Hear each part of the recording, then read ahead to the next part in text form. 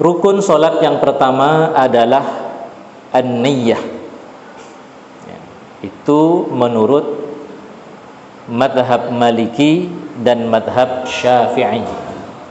Adapun madhab Hanafi dan Hambali menjadikan niat solat itu sebagai min syuruti sihhatis shalah, ya, sebagai bagian dari syarat sahnya solat.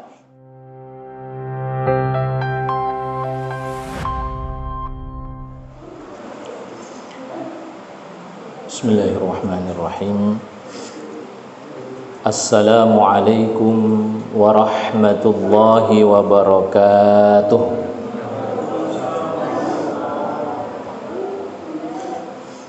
Alhamdulillahi rabbil alamin. Assalatu wassalamu ala ashrafil anbiya wal mursalin wa ala alihi wa ashabihi wat tabi'in wa man tabi'ahum bi ihsanin ila yaumiddin.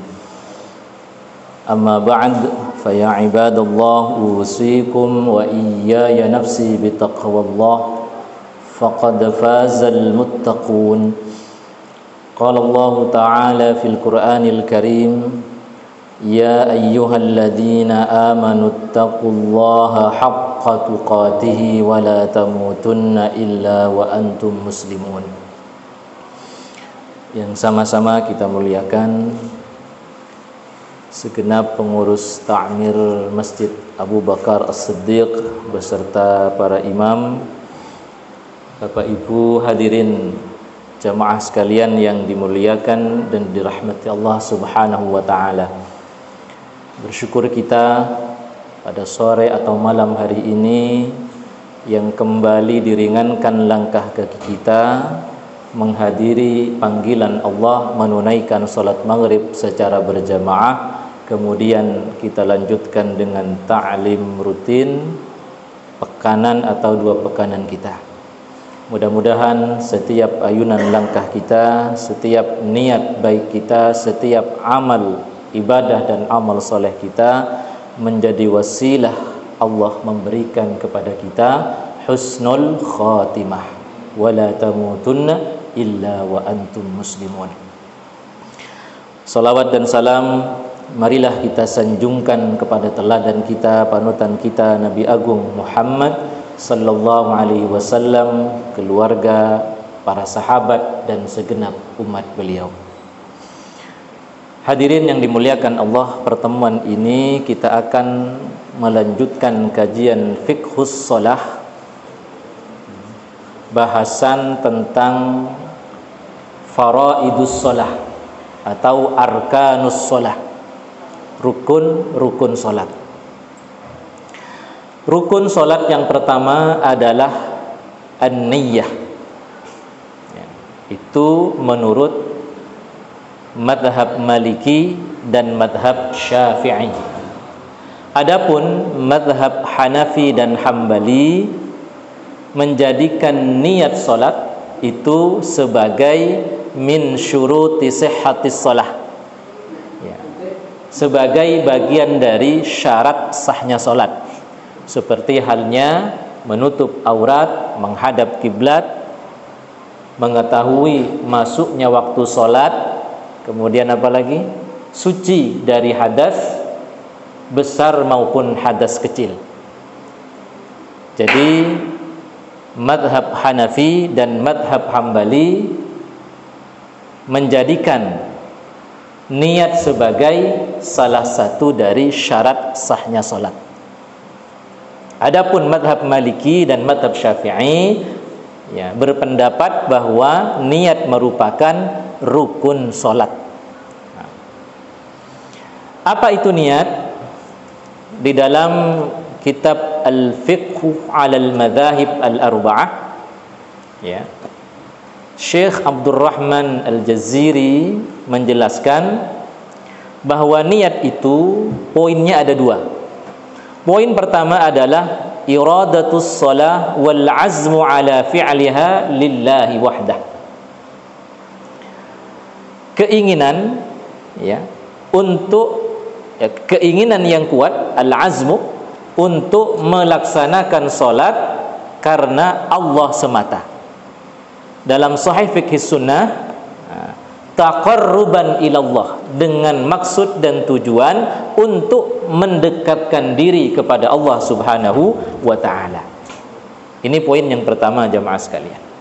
Kemudian makna niat yang kedua adalah hudurul qalbi, hadirnya hati, khusyuk di dalam melaksanakan ibadah salat, atau adamu ishtighalihi bitafakkuri amrin min umurid dunya, tidak disibukkan dengan pikiran-pikiran yang terkait dengan urusan keduniaan. Hanya saja jemaah sekalian, para ulama sepakat bahwa poin yang pertama, yaitu keinginan yang kuat untuk melaksanakan sholat hanya karena Allah semata, dengan tujuan untuk mendekatkan diri kepada Allah, ini yang la budda fis sholah, yang wajib, yang harus ada saat kita akan melaksanakan ibadah sholat. Adapun khusyuk dalam pelaksanaannya, ini bukan menjadi syarat sahnya sholat. Artinya menjadi kesempurnaan ya, pelaksanaan ibadah sholat. Itu jamaah sekalian. Apa dalilnya? Pertama, surat Al-Bayyinah ayat 5. A'udzubillahi minasyaitonir rajim. Wa ma umiru illa liya'budullaha mukhlishina lahuddin.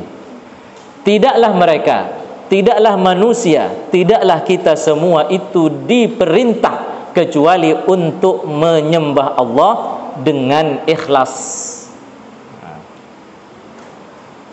Hadirin yang dimuliakan dan dirahmati Allah Subhanahu wa ta'ala, itu dalil dari Al-Quran. Kemudian dalil dari hadis Nabi, hadis yang sangat masyhur, innamal a'mal bin niyat. Sungguh setiap amal perbuatan itu tergantung kepada niatnya. Surat Al-Bayyinah ayat 5 ini menegaskan bahwa ibadah itu hanya dilaksanakan dengan niat ikhlas karena Allah. Jadi ada unsur tauhid fil ibadah, bahwa hanya Allah semata yang berhak untuk mendapatkan ibadah sesembahan dari makhluknya. Adapun hadis innamal a'mal bin niyat, ini terkait dengan thawabul a'mal. Ya, berpahala tidaknya amalan yang kita lakukan. Jika kita niatkan karena Allah, maka pahala akan kita dapatkan dari amal atau ibadah yang kita lakukan. Kemudian jemaah sekalian, di mana ya tempatnya niat itu?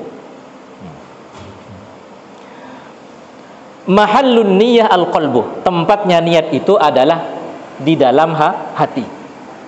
Said Sabiq menjelaskan di dalam fikih sunnahnya. Dan para ulama secara umum, bahkan ijma, mengatakan bahwa tempatnya niat itu di dalam hati. Indal Malikiyah wa Syafi'iyah, menurut pendapat para ulama madhab Maliki dan madhab Syafi'i, bahwa niat solat itu harus menjelaskan nama solatnya.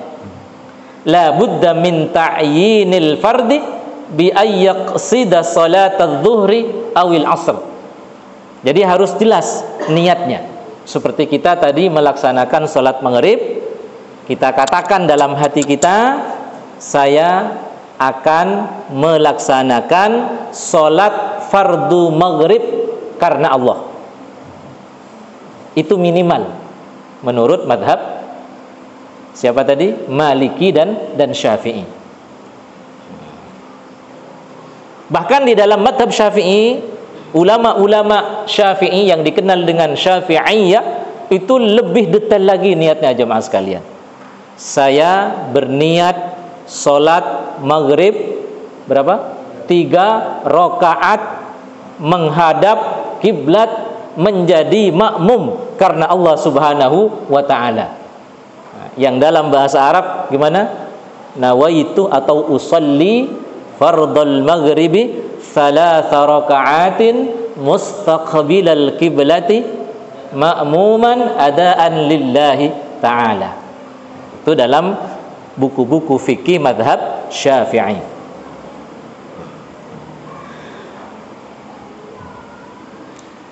Fa in lam yanwi fardhan muayyanan fa inna salatahu la tasihhu.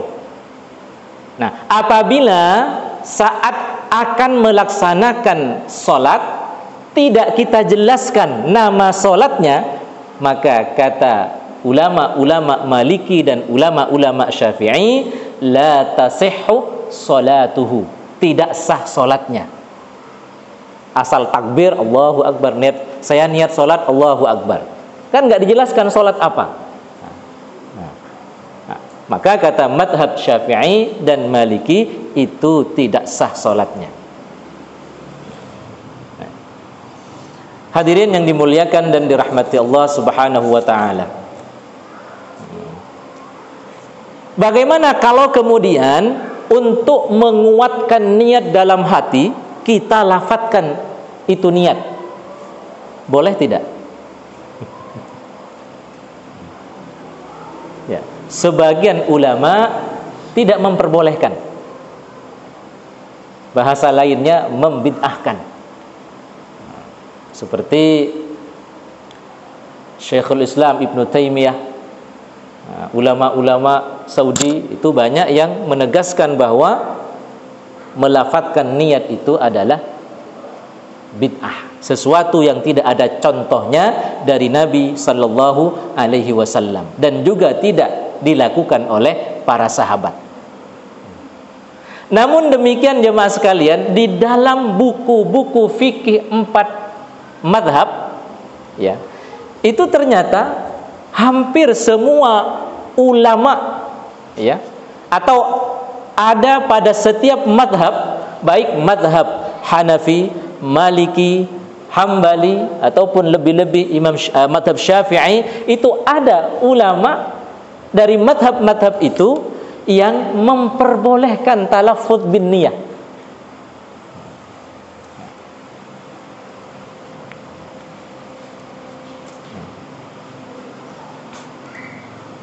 Ini jemaah sekalian,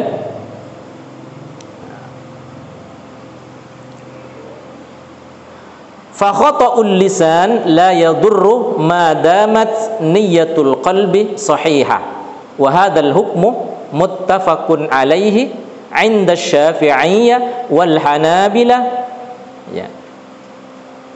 Termasuk juga nanti ada pendapatnya Maliki dan Hanafi, atau ulama-ulama Maliki dan Hanafi. Nah, ketika niat yang ada di dalam hati itu tidak sama dengan niat yang dilafadzkan, ya, hati menginginkan melaksanakan sholat maghrib tadi, tapi lisan terjadi sabqul lisan, salah pengucapan, usalli fardhul isya, sementara hati mengatakan sholat maghrib, gak sinkron. Maka kata para ulama, fa khata'ul lisan la yadurruh, kesalahan pengucapan itu tidak masalah, ya, tidak membatalkan sholat. Yang membatalkan itu kesalahan niat di dalam hati. Ini, ya, pendapatnya ulama Syafi'i, ulama Hambali. Jelas Syafi'i dan Hanabilah itu mengatakan bahwa kesalahan pelafatan tidak membatalkan sholat. Artinya apa? Ulama-ulama Hambali mengakui adanya talaffuz bil lisan. Beda halnya dengan Al-Malikiyah wal Hanafiyah, memberikan catatan. Apa kata Malikiyah wal Hanafiyah? Qalu inna talaffuz bin niyyah laisa masyru'an fi shalah. Melafadzkan niat itu tidak disyariatkan di dalam salat. Itu menurut pendapat ulama-ulama Maliki dan ulama-ulama Hanafi. Ya. Tidak disyariatkan dalam sholat. Illa, kecuali idza kana al-musalli maususan, kecuali apabila orang yang sholat tadi mausus, terganggu, gagal fokus, kurang konsentrasi, banyak pikiran. Itu mausus. Ada yang mengganggu. Yang mengganggu itu kan bisa diganggu oleh setan. Bisa juga kita diganggu oleh apa? Pikiran. Karena banyak beban, ya, cicilan belum bayar, kebawa dalam sholat. Ada barang tadi lupa naruhnya di mana, kebawa dalam sholat gitu ya. Nah, maka dalam kondisi mausus, ya, kalau bahasa kita barangkali gagal fokus, kurang konsentrasi, banyak pikiran, nah, maka ulama madhab Maliki dan madhab Syafi'i mengatakan boleh melafadzkan niat itu. Bahkan mandub lil mausus, dianjurkan bagi orang yang gagal fokus, kurang konsentrasi, banyak pikiran. Ulama Hanafi qalu inna talaffuz bin niyyah bid'ah.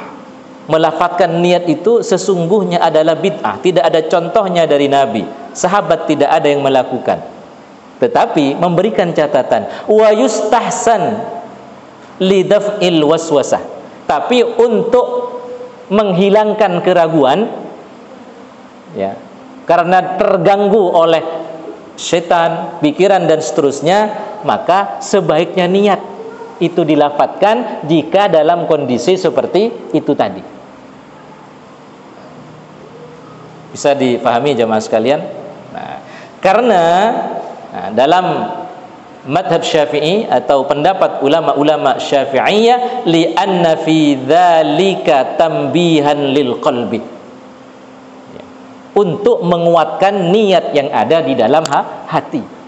Itu jemaah sekalian. Contoh misalnya,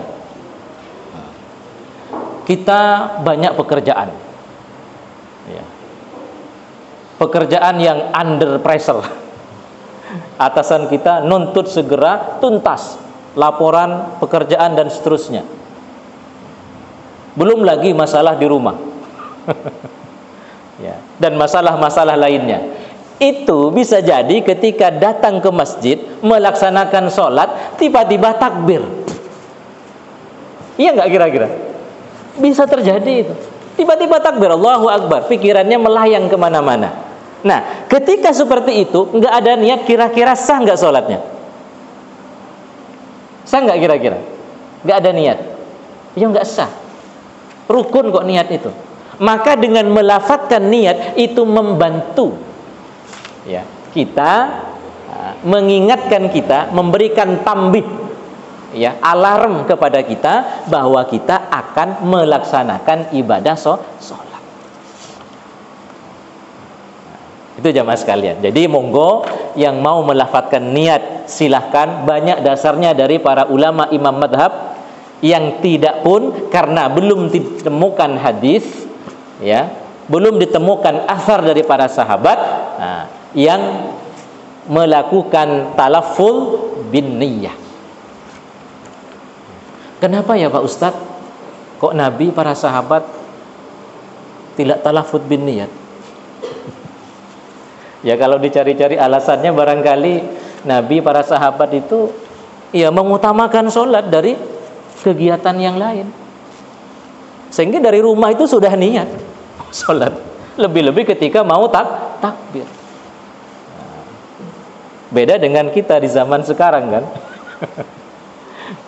Karena banyaknya tekanan, kesibukan dan seterusnya, bisa jadi ketika akan melaksanakan sholat, pikiran kemana-mana, sehingga lupa tidak melakukan niat. Maka dengan talaffuz bin niat akan terbantu menguatkan niat di dalam hati. Itu jamaah sekalian.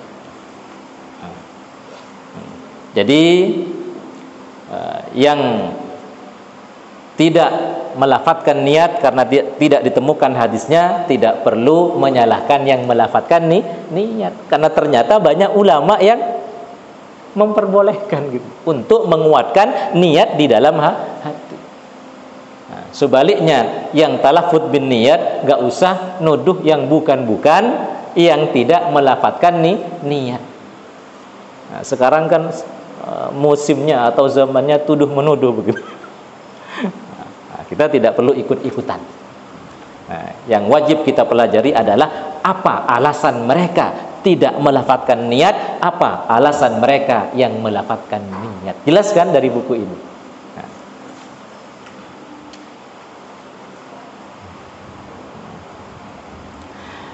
Kapan waktunya berniat jemaah sekalian?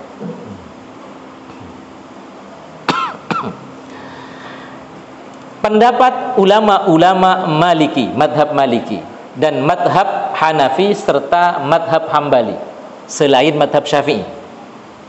Bisa juga kita katakan jumhurul ulama, sebagian besar imam madhab atau ulama-ulama imam madhab mengatakan yasihhu an tataqaddama an-niyyatu ala takbiratil ihram bi zamanin yasir.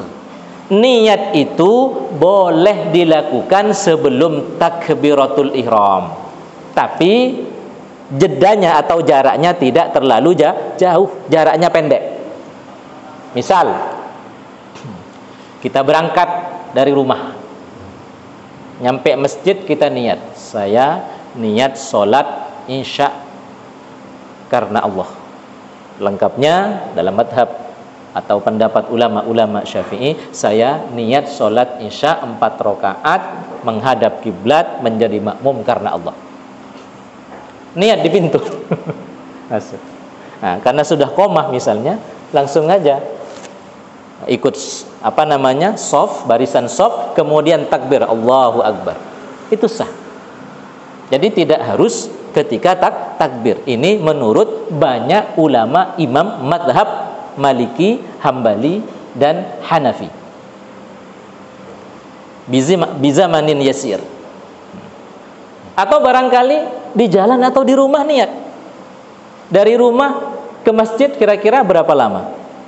Kita pada umumnya paling 2 menit. 2 menit kan zamanun yasir, waktu yang pendek. Bisa kita niat di rumah. Cuman para ulama tersebut memberikan syarat. Apa itu? Bisyardin alla yafsila bainahuma fasilun ajnabiyyun anis shalah kal akli wasyurbi.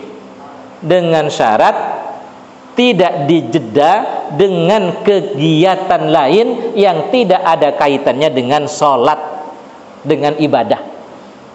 Contoh, niat, saya niat sholat isya fardu karena Allah.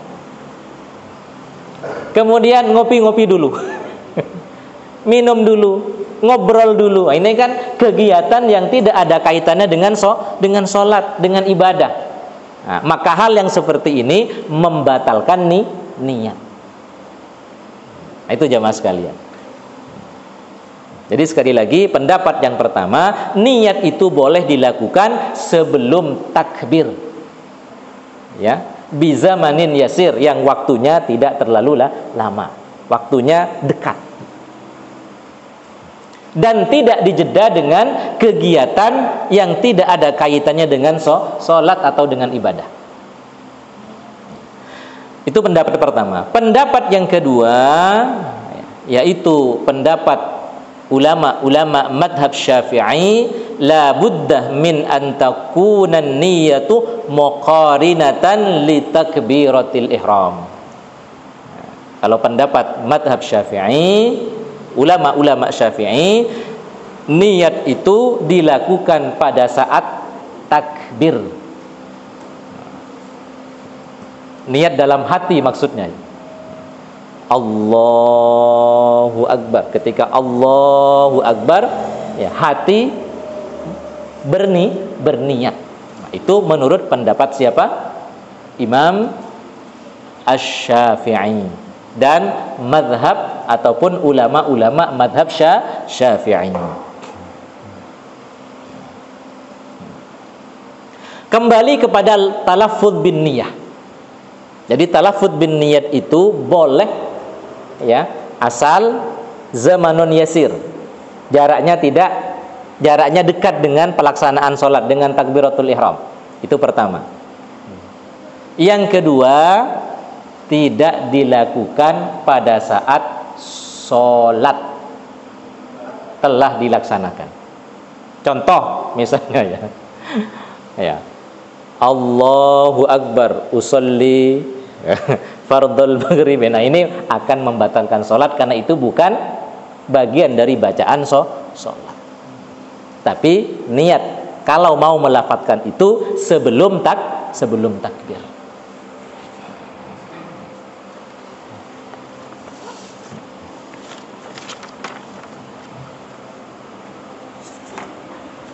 Kemudian jemaah sekalian, masih terkait dengan niat. Boleh tidak ya mengganti niat di tengah-tengah sholat?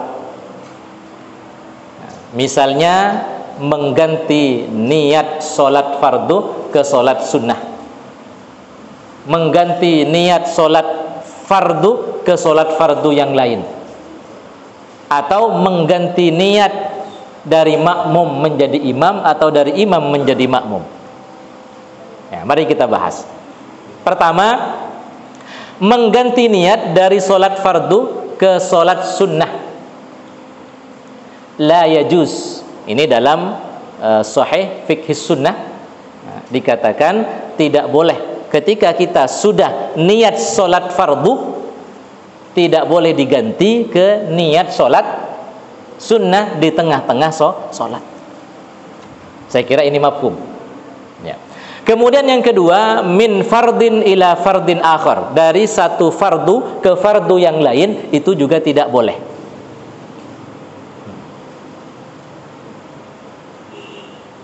Masa bisa Pak Ustadz mengganti sholat fardu ke fardu yang lain? Contohnya begini,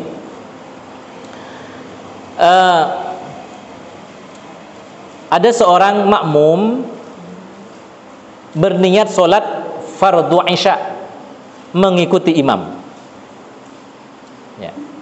Dia seorang musafir yang belum melaksanakan sholat maghrib karena niatnya akan menjamak takhir maghrib dan isya'nya. Sampai di suatu tempat ia ke masjid, kemudian iqamah sholat isya berkumandang, kemudian dia apa? Ikut niat sholat isya menjadi makmum.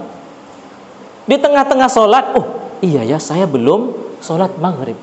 Kemudian dia rubah niatnya ke sholat maghrib. Itu tidak boleh. Terus bagaimana? Selesaikan saja dulu sholat isya'nya bersama imam. Setelah itu baru kemudian sholat maghrib. Loh Ustadz, ini kan tidak urut. Dalam salah satu fikih ulama Syafi'i itu boleh, jemaah sekalian. Seperti di dalam kitab Al-Fiqhul Islami wa Adillatuhu, Syekh Wahbah Zuhaili memperbolehkan itu. Boleh. Jadi ketika seorang musafir mendapatkan sholat fardu bersama imam di sebuah masjid, maka meskipun dia punya niat untuk jamak takhir, ikuti saja sholat isya dulu. Setelah selesai baru kemudian sholat maghrib. Itu jamaah sekalian. Kemudian min naflin ila fardin, niat sholat sunnah di tengah-tengah sholat sunnah, kemudian merubah niatnya ke sholat wajib. Ini juga tidak boleh. Contoh misalnya, karena musafir misalnya begitu, di suatu masjid dia sholat sendirian karena nggak ada jamaah yang lain. Dia sholat qobliyah zuhur. Sunnah kan? Sunnah. Ketika dapat satu rakaat, waduh ini kayaknya bis sudah mau berangkat ini. Saya ganti aja kah ke sholat zuhur sekalian gitu ya. Ini tidak boleh. Selesaikan dulu sholat sunnahnya, baru kemudian sholat wajib. Yang keempat, min naflin muayyan ila naflin mutlaq yajuz. Ya. Niat sholat nafilah muayyan, ya, tertentu, yaitu sholat sunnah yang ada namanya. Seperti apa? Sholat rawatib jelas ada namanya, qobliyah, ba'diyah, sholat duha, tahiyatul masjid dan yang lainnya. Misal niat sholat duha, masuk masjid, ya, niat sholat duha. Di tengah-tengah sholat duha dia rubah niatnya ke sholat mutlak. Sholat mutlak itu ya sholat yang tidak ada namanya. Ya pokoknya sholat aja 2 rakaat. Biasanya sholat mutlak ini kita lakukan setelah berwudu sambil menunggu datangnya sholat berikutnya. Kita di masjid misalnya, tilawah sudah, zikir sudah, ini sudah, waktu masih panjang, sholat mutlak deh gitu ya. Itu boleh, pokoknya sholat 2 rakaat aja. Itu namanya sholat mutlak. Itu jamaah sekalian. Nah itu boleh ya, mengganti niat sholat tertentu ke sholat mutlak.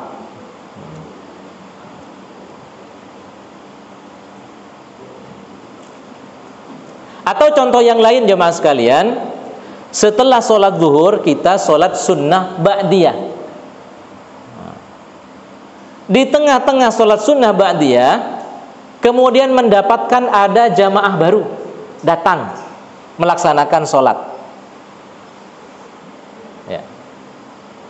Maka kita bisa merubah niat sholat ba'diyah kita, kemudian bermakmum kepada imam yang sedang melaksanakan sholat wajib.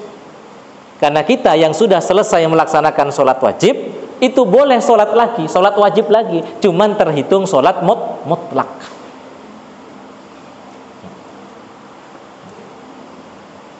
Kemudian yang kelima jamaah sekalian, dari sholat sunnah tertentu ke sholat sunnah tertentu yang lain, la yajuz, tidak boleh. Misal niat sholat duha, masuk masjid niat sholat duha, di tengah-tengah sholat duha ingat saya tadi belum tahiyatul masjid, dirubahlah niatnya ke tahiyatul masjid. Nah itu tidak boleh, karena sama-sama sholat apa? Muayyan, tertentu, ada namanya. Kemudian min naflin mutlak ila naflin muayyan, dari sholat mutlak ke sholat muayyan, itu tidak boleh. Misal begini jamaah sekalian, kita sholat tahiyatul masjid, masuk masjid, kemudian sholat duha. Di tengah-tengah sholat duha, ya, kemudian ingin merubah niatnya ke sholat mutlak. Nah itu tidak, mohon maaf, dari sholat mutlak, kita sholat mutlak karena sudah tahiyatul masjid sudah, habis itu sambil menunggu adzan duhur misalnya. Nah itu sholat mutlak. Nah, di tengah-tengah sholat mutlak ingat belum sholat duha. Nah, kemudian merubah niatnya di tengah sholat mutlak, merubah niatnya ke sholat duha, sholat tertentu, la yajuz, tidak boleh. Kemudian yang ketujuh jamaah sekalian, min niyati imamin ila makmum. Awalnya niat menjadi imam, di tengah-tengah sholat kemudian merubah ke niat menjadi makmum. Boleh tidak?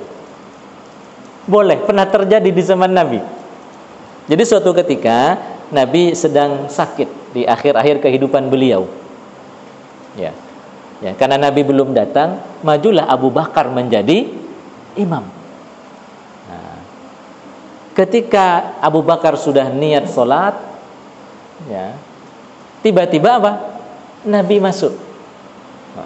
Abu Bakar sudah mau mundur, kata Nabi, kum makanak, udah kamu di situ. Nabi yang kemudian apa? Merapat ke Abu Bakar di sebelah kiri beliau. Jadi posisi Abu Bakar ada di sebelah kanan Nabi. Kemudian Abu Bakar merubah niatnya dari imam menjadi makmum, bermakmum kepada siapa? Kepada Nabi. Nabi sholat sambil duduk karena sedang kurang sehat. di akhir-akhir kehidupan beliau. Sementara makmum mengikuti siapa? Abu Bakar. Itu boleh jamaah sekalian. Jadi Nabi menjadi imam utama, ya. Abu Bakar bermakmum kepada Nabi, jamaah bermakmum kepada Abu Bakar. Mengikuti sholatnya Abu Bakar. Itu ada hadisnya dalam hadis riwayat Aisyah dalam kitab Sahih Bukhari. Jadi bersumber dari Aisyah radhiyallahu anha dalam Sahih Bukhari. Ya, Rasul di sebelah kirinya Abu Bakar. Berarti posisi Abu Bakar sebelah kanannya. Biasa kalau misalnya kita makmuman 2 orang gitu ya, imam sama makmum 1 orang. Iya, posisi di depan. Jadi Nabi ke depan, di sebelah kirinya Abu Bakar. Abu Bakar merubah niatnya yang awalnya imam menjadi makmum. Nah.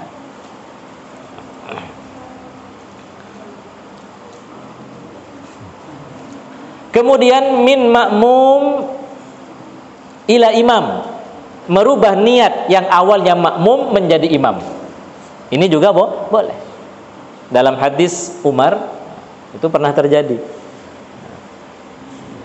Misalnya si imam batal. Imam batal.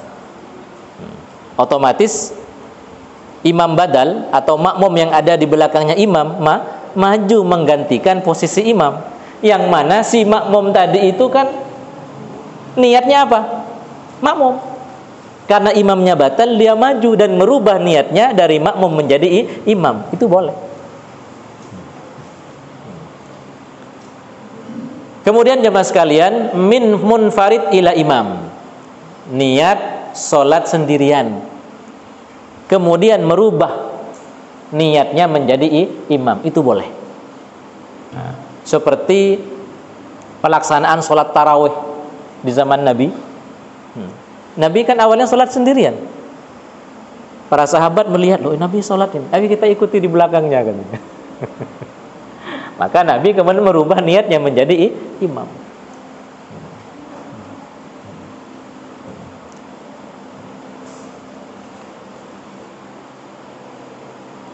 Kemudian jemaah sekalian,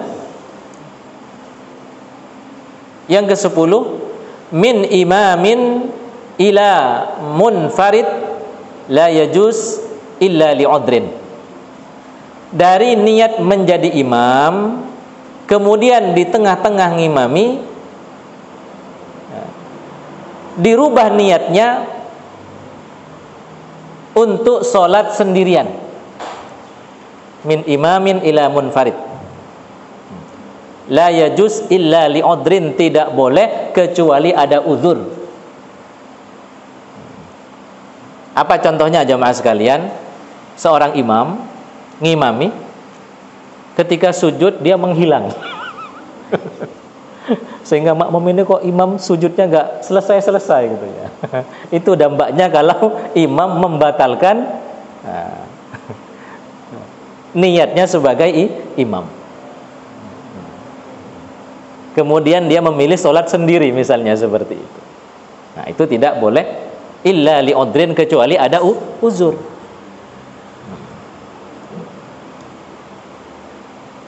Seperti apa tadi? Uzurnya karena batal. Kemudian dia keluar, digantikan posisinya. Terus dia sholat munfarid. Atau karena kondisi-kondisi tertentu yang tidak memungkinkan untuk melanjutkan menjadi imam, kemudian dia sholat sendirian. Kalau memang udurnya syar'i, itu diperbolehkan. Tapi kalau tidak, nggak boleh. Kalau bukan syar'i, tidak boleh. Kemudian yang ke-11, min ma'mumin ila munfaridin. Dari menjadi makmum ke sholat munfarid, sholat sendiri, nggak ikut jamaah, keluar dari jamaah. Yajuzu li'udrin syar'iyyin, boleh apabila ada udur syar'i. Apa salah satu contohnya? Imam bacaannya terlalu panjang, membuat makmum gelisah. Ada makmum misalnya sudah ditunggu oleh tamunya di rumahnya misalnya begitu ya, atau ada kegiatan yang dia harus tepat waktu, sementara imam bacaannya panjang sekali. Maka dia boleh, wah ini kayaknya panjang ini gitu.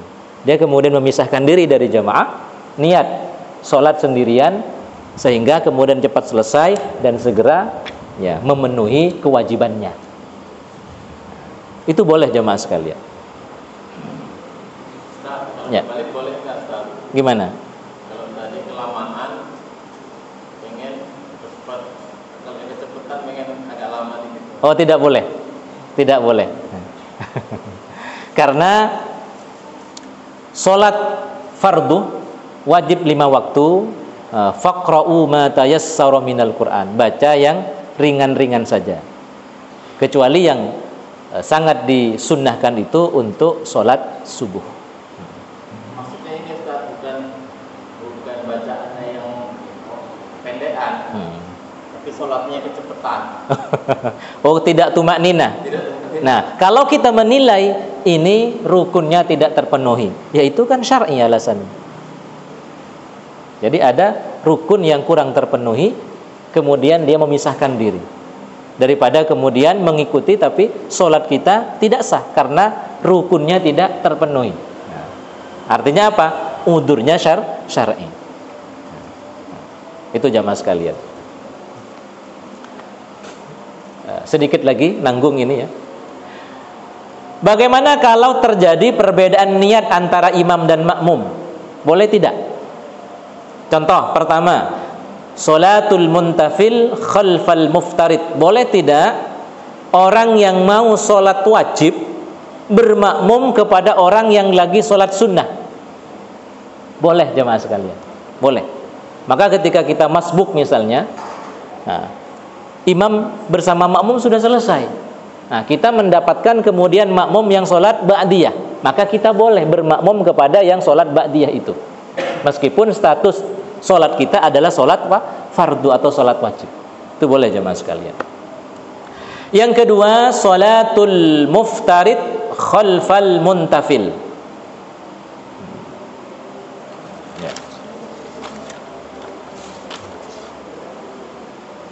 Nah, contoh yang lain dari imamnya sholat sunnah, makmumnya sholat wajib. Ini terjadi pada zaman Rasul. Nah, pada sahabat Nabi yang bernama Abu Dzar, qala Nabi berkata kepada Abu Dzar, kaifa antah? Mohon maaf. Bukan hadis Abu Dzar ya. Hadis Jabir Ibnu Abdullah. Anna Mu'ad ibnu Jabal kana yusalli ma'a Rasulillah sallallahu alaihi wasallam al-isya. Mu'ad bin Jabal itu salat isya'nya bersama Nabi di Masjid Nabawi. Kemudian setelah selesai salat isya', Mu'ad bin Jabal pulang ke rumahnya, ke kaumnya. Fayusalli bihim tilka shalah. Kemudian dia salat isya' lagi dan didaulat sebagai imam. Padahal sudah salat bersama Nabi kan gitu. Itu boleh jemaah sekalian. Wa zabda ba'duhum hiya lahu tatawwu wa lahum fariidah.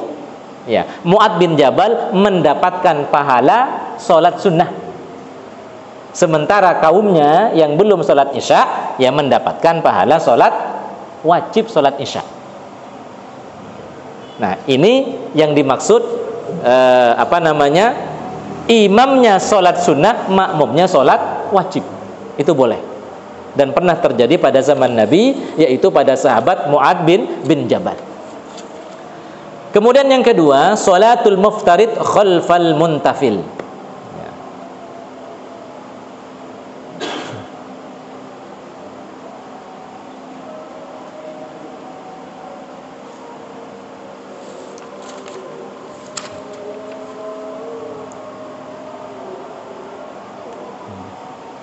Kebalikan yang pertama tadi ya. Ya. Sholatul muntafil khalfal muftarid. Kalau yang pertama tadi imamnya sholat sunnah, makmumnya sholat wajib. Yang kedua ini imamnya sholat wajib, makmumnya sholat sunnah. Itu juga boleh jemaah sekalian. Nah, seperti kasus yang saya ceritakan tadi, ada seorang jamaah sudah selesai melaksanakan sholat wajib. Nah, ada jamaah datang, dia belum sholat wajib. Kemudian yang sudah selesai sholat wajib itu nemeni, ya, supaya apa? Mendapatkan pahala jamaah. Maka si imam sholat wajib, makmumnya kan terhitung sholat sunnah. Itu boleh jamaah sekalian.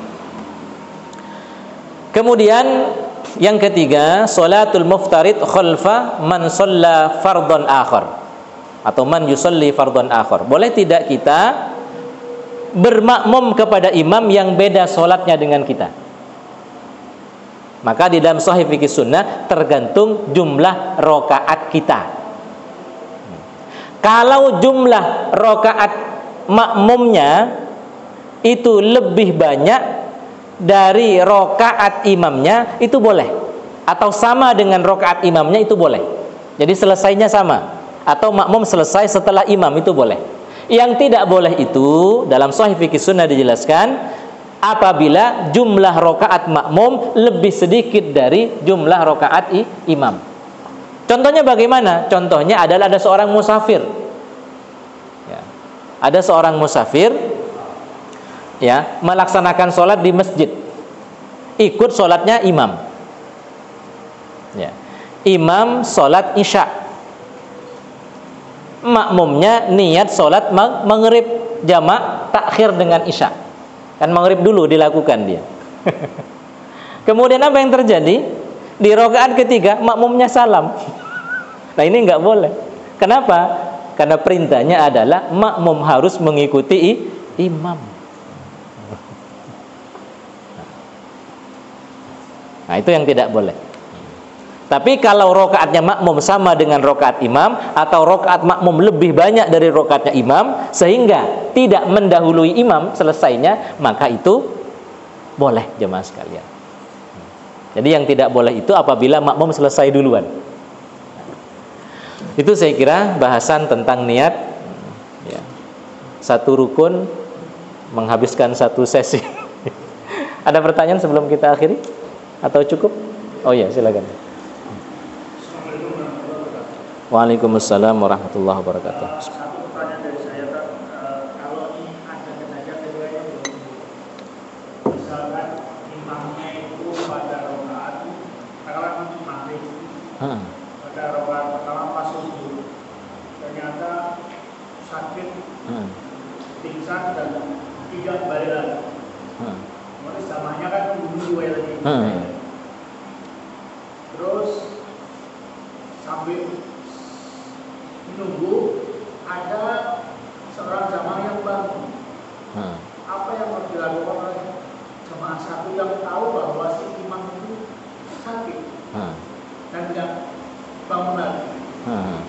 Begini, orang yang sholat di belakang imam itu harus siap untuk menjadi batal, pengganti apabila imam kemudian berhalangan karena kasus-kasus tertentu, entah itu batal, entah itu sakit, entah itu pingsan dan seterusnya. Maka makmum yang ada di belakang imam itu harus antisipasi. Kalau ternyata sujudnya lama-lama sekali, itu boleh, nggak apa-apa. Kalau ternyata pingsan, langsung digantikan.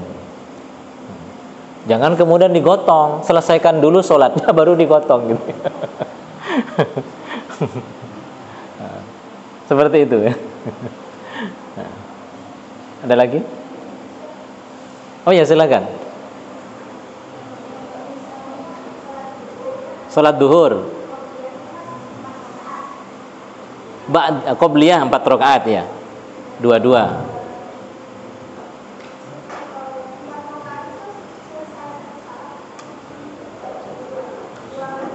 Dua rakaat. Jadi salat sunnah itu rakaatain.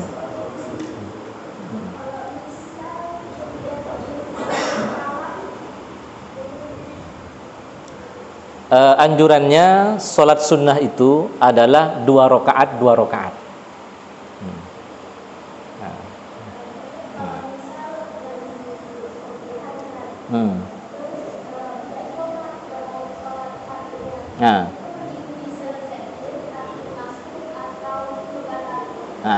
Ya tergantung apakah masih awal melaksanakan atau sudah mau selesai. Nah, kalau sudah mau selesai ya diselesaikan aja sekalian. Tapi kalau baru mulai atau di tengah-tengah dibatalin. Bagaimana cara membatalkannya? Salam. Assalamualaikum warahmatullahi. Assalamualaikum warahmatullahi. Itu cara membatalkan salat. Ya, begitu ya. Nah. Baru kemudian bergabung dengan jamaah yang sudah berbaris. Cukup saya kira. Demikian hadanallahu wa iyyakum ajma'in. Aqulu qawli hadza wa astaghfirullahal azim li wa lakum. Tsumma assalamu alaikum warahmatullahi wabarakatuh.